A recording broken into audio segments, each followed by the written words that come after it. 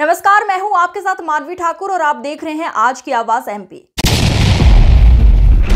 दीपावली 31 अक्टूबर को मनाई जाएगी या 1 नवंबर को, इसे लेकर अलग अलग मत सामने आ रहे हैं। इसे लेकर गुरुवार को गुना और अशोकनगर के विद्वान सनातन ज्योतिष मंथन परिषद के बैनर तले एकजुट हुए।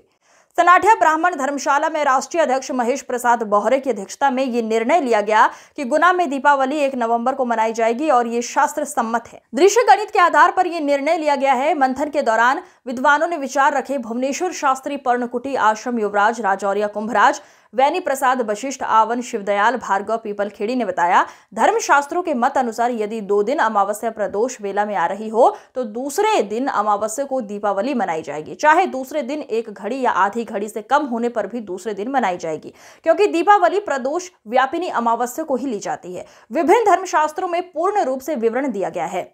दीपावली कार्तिक कृष्ण पक्ष प्रदोष व्यापिनी अमावस्या को मनाई जाती है। इस वर्ष विक्रम संवत 2081 में कार्तिक अमावस्या 31 अक्टूबर गुरुवार को दिन में 3:54 बजे से प्रारंभ होकर अगले दिन 1 नवंबर शुक्रवार को सायं 6:17 पर समाप्त हो जाएगी। इस स्थिति में अमावस्या तिथि 2 दिन प्रदोष में व्याप्त है। धर्मशास्त्र का स्पष्ट निर्देश है, यदि 2 दिन अमावस्या प्रदोष व्यापिनी हो तो दूसरे दिन वाली अमावस्या में ही दीपावली का पर्व मनाया जाना शास्त्र सम्मत है।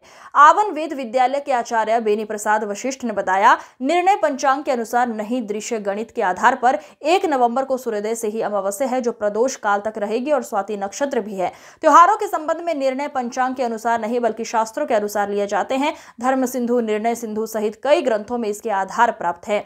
दृश्य गणित के हिसाब से लक्ष्मी पूजन 1 नवंबर को ही उचित है। सूर्यास्त होने के बाद 8 बजे तक प्रदोष काल गोधूली बेला और स्थिर लगन रहेगा और इसमें पूजन शुभ है। बताइए। नहीं, हम आपसे पूछना चाहते हैं। हम यही बता रहे हैं कि चूंकि 31 तारीख जो है, जो 14 जो है रिक्ता तिथि है, अमावस्या पूर्णा तिथि है। पूर्णा तिथि को रिक्ता तिथि के साथ संयुक्त करके त्योहार नहीं मनाया जा सकता। और पूर्णा तिथि को नंदा तिथि जो है, प्रतिपदा नंदा तिथि है, उसके साथ संयुक्त करके त्योहार जो मनाया जाएगा वो लक्ष्मी और पुत्र पौत्र आदि की देने वाली होगी, पहली चीज। दूसरी चीज, शुक्रवार वैसे भी तिथि जो त्योहार का जो त्योहार है दिवाली का, वो शुक्रवार लक्ष्मी का वार है। स्वाति नक्षत्र भी। तो ये सब चीजों को पंचांग जो है 5 तत्वों से बना हुआ है। 5 तत्वों से, तिथि, वार, नक्षत्र, योग और करण। इन 5 तत्वों से ज्योतिष और पंचांग का निर्माण होता है। तो इसलिए ये जो आज आपके सामने यहाँ निर्णय लिया जा रहा है 1 नवंबर के लिए, वो इन्हीं सब बातों को देखते हुए 1 नवंबर के लिए दीपावली मनाने के लिए। इसके अलावा भी मैंने अन्य प्रांतों में भी संपर्क किया। मुंबई से भी मेरे पास हर्षदेव शास्त्री जी का फोन आया, वहाँ भी 1 तारीख में मनाई जा रही है। गुजरात में भी मैंने संपर्क किया, वहाँ भी 1 तारीख में मनाई जा रही है।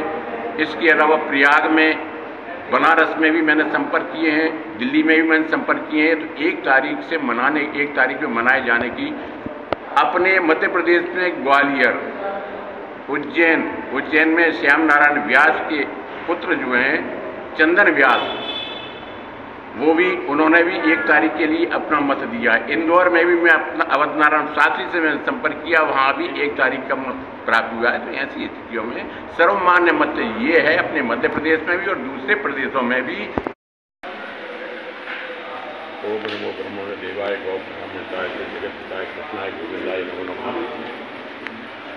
यहाँ आज उपस्थित सभी मेरे मित्र बंधुओं का मैं हृदय से स्वागत करता हूँ और इस आयोजन में उपस्थित आप सभी का भी मैं हृदय से स्वागत करता हूँ। जहाँ तक दीपावली के संबंध में यह बैठक बुलाने का कारण है, मूल रूप से मैं इसके लिए निसंकोच रूप से कहूँगा, यथार्थ क्या है कि ज्योतिष को ज्योतिष के रूप में व्यावसायिक बनाने में इतर ब्राह्मण ज़्यादा सक्रिय हुआ है।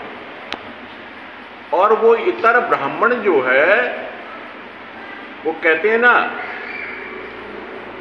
अधकचरा, वो अपने हिसाब से कुछ ब्राह्मणों को व्यावसायिक रूप से यानी एक मजदूरी के रूप में उपयोग करके और अपने हिसाब से तिथि निर्धारित कर देते हैं। जहाँ तक शासन का छुट्टियों का सवाल है, त्योहारों के बारे में शासन की ओर से अपने कैलेंडरों में त्योहारों का उल्लेख करना है। वो क्या है कि वहाँ शासन के यहाँ भी कुछ लोग ठेकेदारी पे काम करते हैं और तिथियों का निर्धारण वो अपने हिसाब से करते हैं, ना तो पंचांग कर्ता से पूछते हैं, ना किसी विद्वान से पूछते हैं। इसके कारण ये भ्रांतियां उत्पन्न होती हैं। पूर्व में भी त्योहारों का निर्णय होता था, पंचांग बनते थे, उन पंचांगों को सर्वमान्य मान करके उनके आधार पर तिथि और त्योहार मनाए जाते थे। लेकिन ये कब से ऐसी भ्रांति की स्थितियां उत्पन्न हो रही हैं, जब से इतर ब्राह्मणों ने ज्योतिष में अपना दखल शुरू कर दिया और जो ब्राह्मण वर्ग है जो ज्योतिष से जुड़ा हुआ है उसकी उपेक्षा और उपहास करना शुरू कर दिया।